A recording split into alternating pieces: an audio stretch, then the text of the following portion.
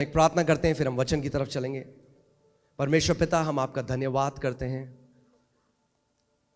आप महान हैं प्रभु, आप एक अच्छे पिता हैं और आपका वचन कहता है कि हर एक अच्छा दान और वरदान ज्योतियों के पिता से आता है। प्रभु, हम धन्यवाद करते हैं आपके लिखित वचन के लिए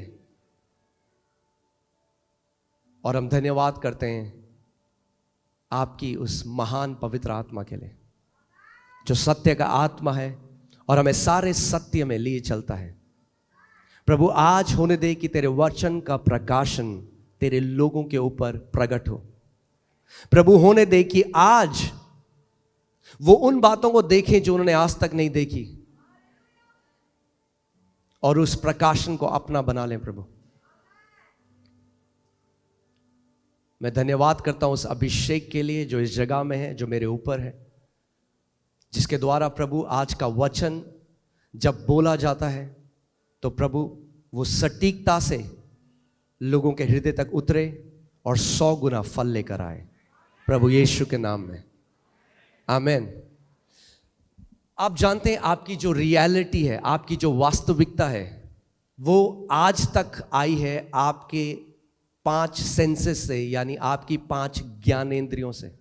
जो कुछ भी आपकी रियलिटी है, आपकी वास्तविकता है, जो कुछ भी आप रियलिटी सोचते हैं, जैसा चाहे आप दुनिया को देखते हैं, अपने आप को देखते हैं, जो कुछ भी वो रियलिटी है, वास्तविकता है आपकी, वो आई आपके ज्ञानेंद्रियों से। जो आप देख सकते थे, जो आप सुन सकते थे, जो आप महसूस कर सकते थे, जो आप टेस्ट कर सकते थे, इसकी वजह से हमारी रियलिटी आई है।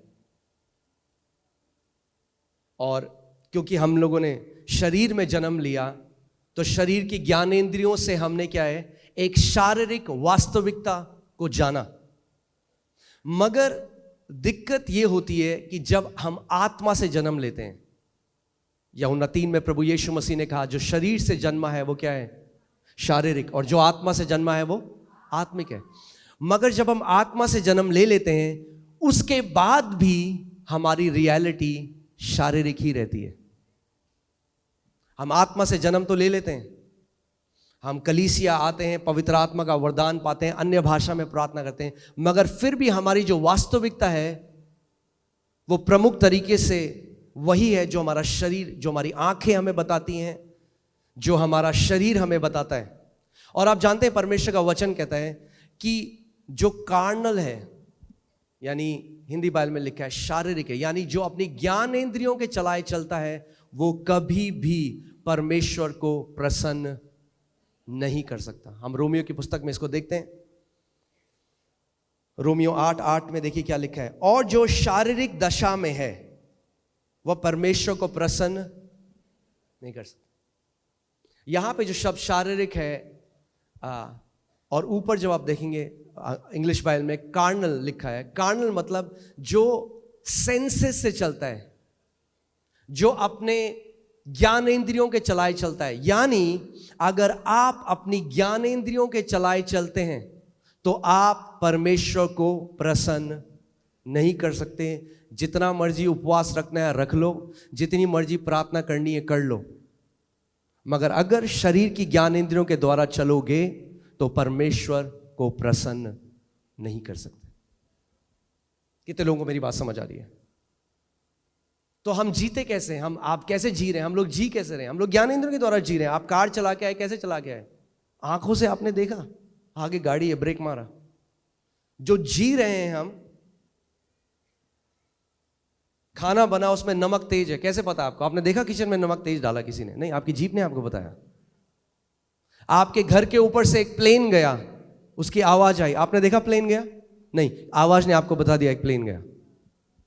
जो हमारी रियलिटी है वो हमारी 5 ज्ञानेंद्रियों से आ रही है। तो इस पृथ्वी में जीने के लिए हमें ज्ञानेंद्रिय की जरूरत है, मगर आप आत्मा भी हैं। उस आत्मिक जगह में आप ज्ञानेंद्रियों के द्वारा नहीं चल सकते।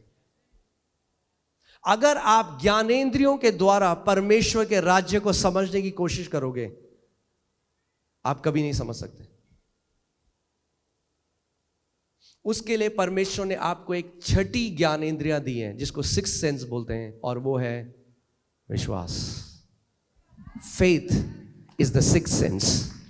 विश्वास वो छठवीं इंद्री है जिसके द्वारा आप अनदेखी चीजों को देख सकते हैं, अनसुनी चीजों को सुन सकते हैं, जो यहां पर है ही नहीं उनको छू सकते हैं।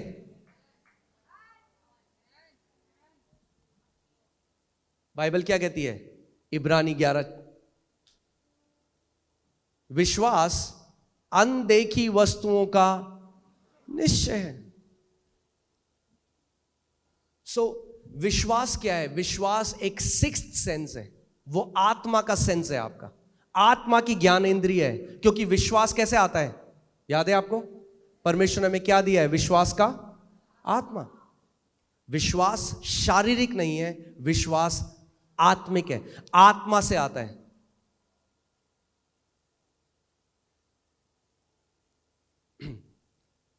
कितने लोग यहां पर विश्वास करते हैं कि प्रभु यीशु मसीह क्रूस पे गया और तीसरे दिन मुर्दों में से जिंदा हो गया? ओके, कितने लोगों ने देखा उसको जाते हुए क्रूस में? नहीं देखा आपने? कितने लोग यहां मानते हैं कि उनका नाम जीवन की पुस्तक में लिखा गया? अपना हाथ को दिखाते हैं। क्या पढ़ा है आपने अपना नाम जीवन की पुस्तक में? आप समझ रहे हैं मैं क्या कह रहा हूं? हमारा उद्धार भी विश्वास, जो ज्ञान जो आपने नहीं देखा उस पर विश्वास करके हुआ।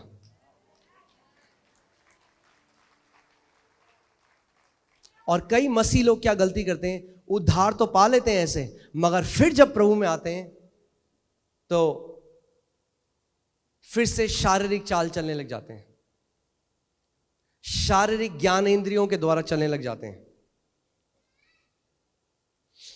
देखिए यूहन्ना 20:24 से 25 हम पढ़ते हैं। थोमा एक ऐसा चेला था परमेश्वर का, और मैं चाहता हूं आप इस बात को समझें। इसमें लिखा है, परंतु 12 में से एक अर्थात थोमा, जो दिदुमुस कहलाता है, जब यीशु आया तो उसके साथ न था। जब अन्य चेले उससे कहने लगे, हमने प्रभु को देखा है, तब उसने उनसे कहा, जब तक मैं उसके हाथों में कीलों के छेद को न देख लूं और कीलों के छेद में अपनी उंगली को न डाल लूं और उसके पंजर में अपना हाथ न डाल लूं, तब तक मैं विश्वास नहीं करूंगा। यह है पिक्चर अनबिलीफ की। अब मैं आज आपको डेफिनेशन देता हूं अनबिलीफ की, आप समझे। अनबिलीफ कुछ भी नहीं है। अनबिलीफ वो है जब आप उसे अपने पांचों इंद्रियों से देखना चाहते हैं। पहले तोमा ने कहा, मैं नहीं मानूंगा ऐसे, पहले जब तक मैं देखूंगा नहीं। सुना है आपने लोगों को ऐसे कहते हुए? जब तक देखूंगा नहीं तब तक मानूंगा नहीं, दिखा दो तो मान जाऊंगा। प्रभु कहता है ऐसा विश्वास काम नहीं करता। वो कहता है मान जा तो दिखा दूंगा।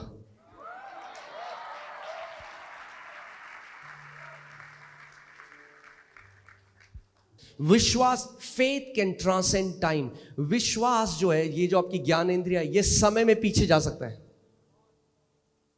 समय में पीछे जाता है आपका विश्वास, और आपके अंदर उस निश्चय को लेके आता है कि प्रभु यीशु मसीह क्रूस पे गया।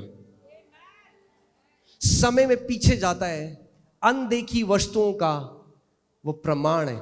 आपको प्रमाण देता है कि प्रभु यीशु मसीह क्रूस में गया। आपको प्रमाण देता है कि वो तीसरे दिन मुर्दों में से जी उठा। आपको प्रमाण देता है।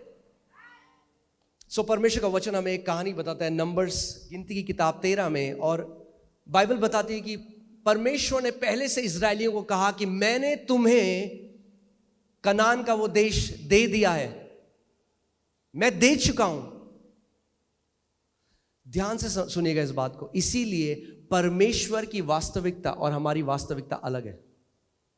और अगर आप चाहते हैं कि आपके साथ वो हो जो परमेश्वर चाहता है, तो अपनी वास्तविकता को परमेश्वर की वास्तविकता के अधीन ले आइए।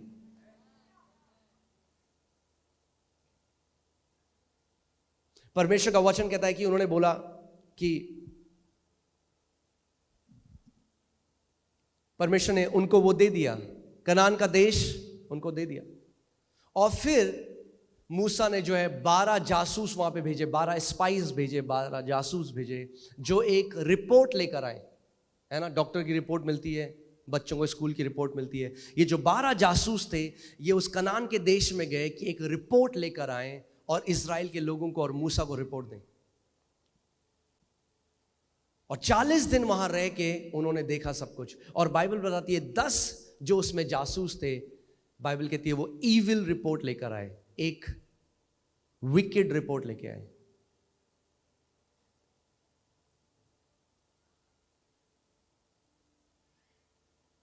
और परमेश्वर उनसे नाखुश हुआ।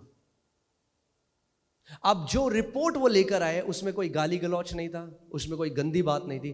फिर परमेश्वर उसको ईविल रिपोर्ट क्यों कह रहा है, या हिंदी में क्या बोलेंगे इसको, दुष्ट, एक दुष्ट रिपोर्ट लेके आए।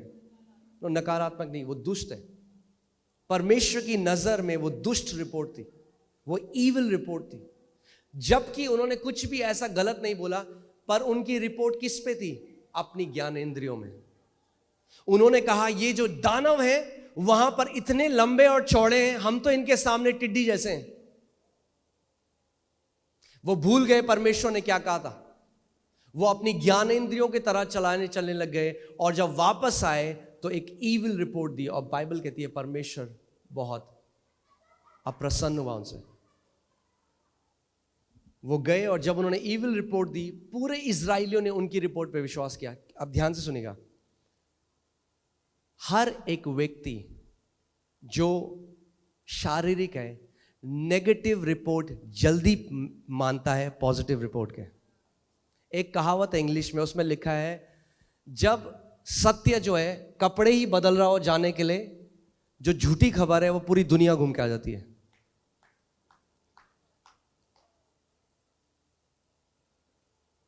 आप किसी को परमेश्वर का सत्य बताएंगे, नहीं मानेगा। आप कोई नेगेटिव न्यूज दो, पूरी फैल जाएगी, हर जगह, सब जगह फैल जाएगी। क्योंकि हम किस पे मानते हैं, अपनी ज्ञानेंद्रियों की रिपोर्ट पे। मगर परमेश्वर कह रहा है, इसीलिए यशायाह की पुस्तक में उसने कहा किसने, who has believed our report. अरे हमारी रिपोर्ट कौन मानता है? क्योंकि जो हमारी रिपोर्ट मानता है, परमेश्वर का वचन कहता है मेरा भुजबल उसके जीवन में प्रकट होता है। यानी अगर आप चाहते हो कि परमेश्वर का भुजबल, उसकी सामर्थ आपके जीवन में प्रकट हो, आपको जो परमेश्वर का वचन कहता है वो मानना पड़ेगा अपनी ज्ञानेंद्रियों से ऊपर। या तो आप अपने सेंसेस से चल रहे हैं, या आप परमेश्वर के वचन में जो उसने लिखा है उससे चल रहे हैं। और वहीं पे 2 और जासूस थे, जब वो आए तो बाइबल बताती है उन्होंने एक अच्छी रिपोर्ट दी। और उनकी रिपोर्ट क्या थी? उन्होंने कहा अरे ये क्या है ये दानव, हम यूं जाकर अभी उस जगह को ले लेंगे, क्योंकि परमेश्वर ने हमें पहले से वो दे दिया है। परमेश्वर दे चुका है, परमेश्वर दे चुका है। परमेश्वर को देने की जरूरत नहीं है, हमें लेने की जरूरत है। परमेश्वर अपनी वास्तविकता में आपको चंगा कर चुका है। अगर अब आप प्रार्थना करें प्रभु मुझे चंगा कब करेगा, तो आप ज्ञानेंद्रियों की तरह चलाए चल रहे हैं, और वैसा अविश्वास परमेश्वर को प्रसन्न नहीं करता। 2 कुरिन्थियों 5:7 में लिखा है क्योंकि हम आंखों देखी बातों पर नहीं बल्कि विश्वास पर चलते हैं। आप जानते हैं विश्वास का सबसे बड़ा जो दुश्मन है वो आपके 5 सेंसेस हैं, आपकी 5 ज्ञानेंद्रियां हैं। किसी का शरीर है, उसमें एक ग्रोथ हो गई, डॉक्टर ने कहा कैंसरस है। उसने वचन पढ़ा यशायाह 53:5, और उसमें लिखा है उसके कोड़े खाने से हम चंगे हो चुके हैं। ना वो मुंह से तो बोलते हैं कलीसिया में आके, मगर क्या है, एक लड़ाई है ज्ञानेंद्रियों में और विश्वास के बीच में। और जिसकी बात को वो मानेंगे वही जीतेगा। वैसे ही जैसे इजरायलियों ने 10 जो जासूस थे उनकी खबर मानी। अगर आप आज यहां पर आए हैं और डॉक्टर ने आपको एक नेगेटिव रिपोर्ट दी है, एक लड़ाई है 2 रिपोर्टों के बीच में, एक लड़ाई है। डॉक्टर की रिपोर्ट जो कहती है आपके पास कुछ ही महीने हैं जिंदा रहने के लिए, और परमेश्वर की रिपोर्ट जो कहता है उसने कोड़े खाए और उसके कोड़े खाने के द्वारा तुम चंगे हो चुके हो। और ये दोनों रिपोर्टें विपरीत हैं, एक दूसरे के बिल्कुल उल्टी बातें बोलती हैं। डॉक्टर की रिपोर्ट जो कह रही है वो झूठ नहीं बोल रहा, उसने चेक किया आपका ब्लड, माइक्रोस्कोप के अंदर देखा उसको, मगर वो रिपोर्ट कैसे आई? ज्ञानेंद्रियों के द्वारा। मगर इस आयाम में ऊपर एक आयाम है जो यहां को चीजों को बदल सकता है, और वहां के आयाम की एक रिपोर्ट कहती है कि जब तू पैदा भी नहीं हुआ था तो मैंने तेरे लिए कोड़े खाए, ताकि मेरे कोड़े खाने के द्वारा तू चंगा हो गया है। अब प्रभु कहता है तेरे ऊपर है, तू किस बात पे विश्वास करेगा? जो तेरी ज्ञानेंद्रियां तेरे को कहती हैं, दिल्ली का बेस्ट डॉक्टर कहता है, या मेरा वचन जो तेरे को कहता है?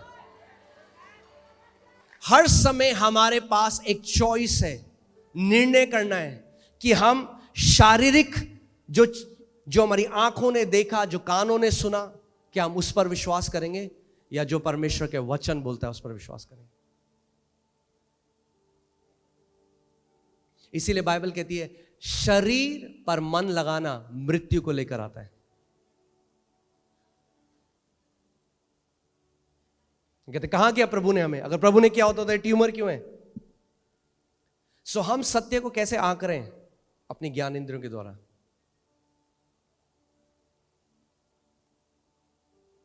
हम कह रहे हैं जब वो ट्यूमर चला जाएगा तब मैं मानूंगा मैं चंगा हो गया। प्रभु कह रहा है तू मान, तू चंगा हो गया, वो ट्यूमर चला जाएगा। परमेश्वर के राज्य मसीह लोगों को विश्वास करना नहीं आता, ये दिक्कत है, इसीलिए गिड़गिड़ाते हैं, भीख मांगते हैं हमेशा। मगर जो वचन में लिखा है उसके साथ एक नहीं होते।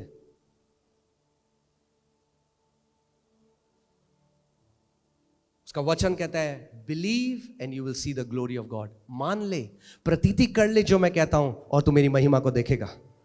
आप जानते हैं जो पुराने नियम में कनान का देश था, लैंड था, प्रॉमिस लैंड था, जिसको बोलते हैं वाचा का जो भूमि थी, जो लैंड था, प्रॉमिस लैंड, वो नए नियम में प्रतिज्ञाएं, प्रॉमिसेस हैं। और जैसे वहां पर दानव खड़े थे जो उनको चैलेंज करते थे कि तुम नहीं ले सकते इसको, आज जो परमेश्वर ने प्रतिज्ञाएं करी हैं, दानव खड़े हैं। आपकी ज्ञान इंद्रियों को यूज करता है शैतान। आप कलीसिया में आते हो, कहते प्रभु तेरे कोड़े खाने से मैं चंगा हो गया, फिर आप घर जाते वो दर्द हुआ। आपकी ज्ञान इंद्रिय ने बोला कहां हुआ तो चंगा होता, और दर्द क्यों होता? उस टाइम में परमेश्वर कहता है अडिग रहे विश्वास में, अपने मुंह के अंगीकार को बदल मत। जब तू नहीं देखता चीजों को जल्दी से होते हुए, खड़ा रहे, स्टैंड एंड विथस्टैंड, अडिग हो जा, और जो मैंने वचन को बोला है वो बोल, उसके अंगीकार को खो मत।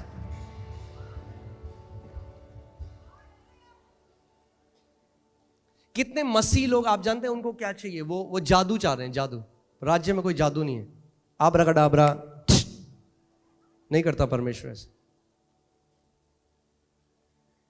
बाइबल बताती है इब्रानी 6:12 में कि विश्वास और पेशेंस के द्वारा, by faith and patience they inherited the promise. अगर आप परमेश्वर की प्रतिज्ञाओं को पकड़ना चाहते हैं तो विश्वास और पेशेंस,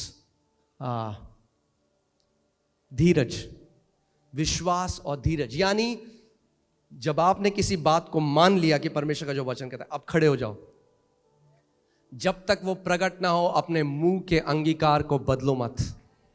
जब मैं विश्वास से उसके साथ एक हो जाता हूं तो हल्की हल्की वो मेरे जीवन में प्रकट होने लग जाती है।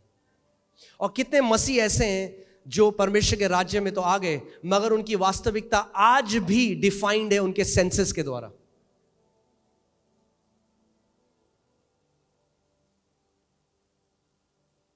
आमीन। हम आंखों देखी बातों पर नहीं पर विश्वास पर चलते हैं, और यही किया इब्राहिम ने।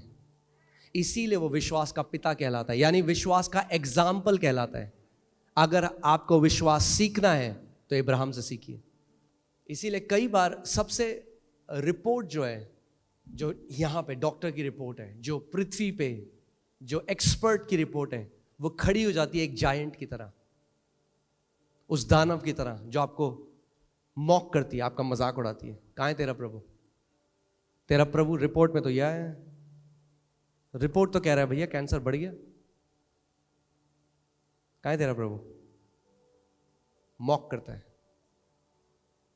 उस टाइम में अगर आपको नहीं पता विश्वास में कैसे खड़ा होना है, तो आप मान लेंगे उस रिपोर्ट को।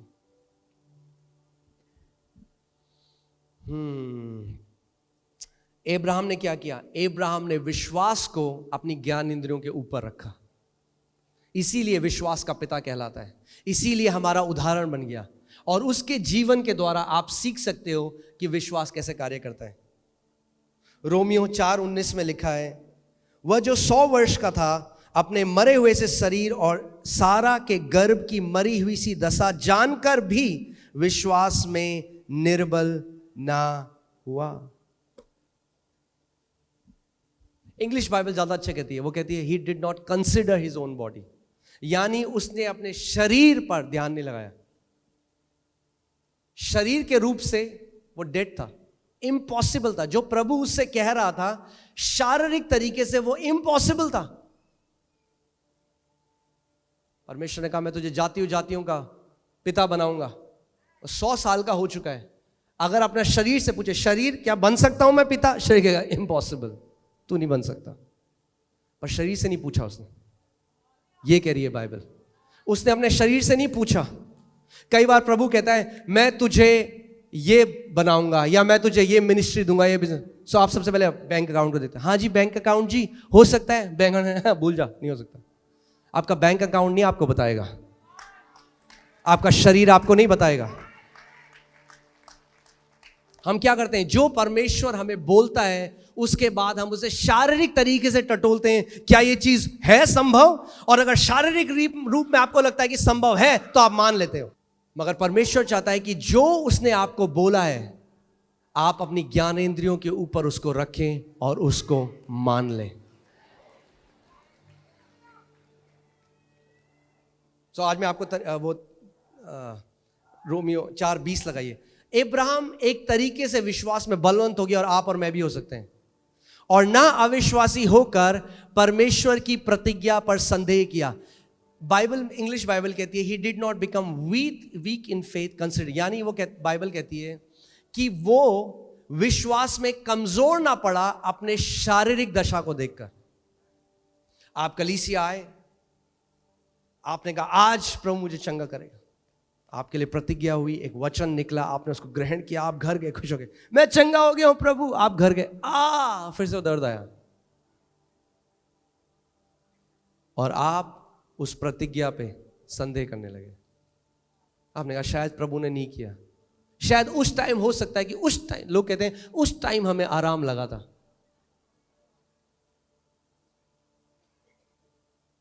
इसीलिए कितने मसीह लोग हैं जो अपनी चंगाई खो देते हैं कुछ समय बाद। क्यों? क्योंकि शैतान चुरा ले जाता है। क्यों? क्योंकि ज्ञानेंद्रियों के द्वारा डाउट डालता है उनके अंदर, संदेह डालता है, अरे तुझे चंगा करा ही नहीं प्रभु ने, और वो अपने मुंह से उस बात को बोल देते हैं। इसीलिए परमेश्वर का वचन कहता है कि थामे रहे जो मैंने तुझे दिया है, क्योंकि कोई है जो चुराना चाहता है उसे।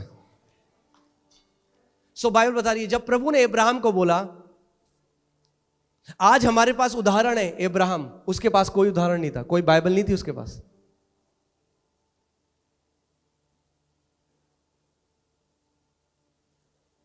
प्रभु ने कहा मैं तुझे जातियों का पिता बनाऊंगा। उसने क्या किया? बाइबल बताती है वो विश्वास में कमजोर ना पड़ा और उसने परमेश्वर की प्रतिज्ञा पे संदेह नहीं किया, पर विश्वास में दृढ़ होकर परमेश्वर की महिमा करी।